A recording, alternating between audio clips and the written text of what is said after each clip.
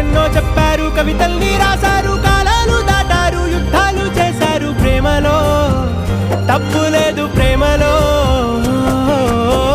వేల వేల వెన్నెలంత నీదవాలి వెలుగునంత మోయమంటే నేను ఎంత రే.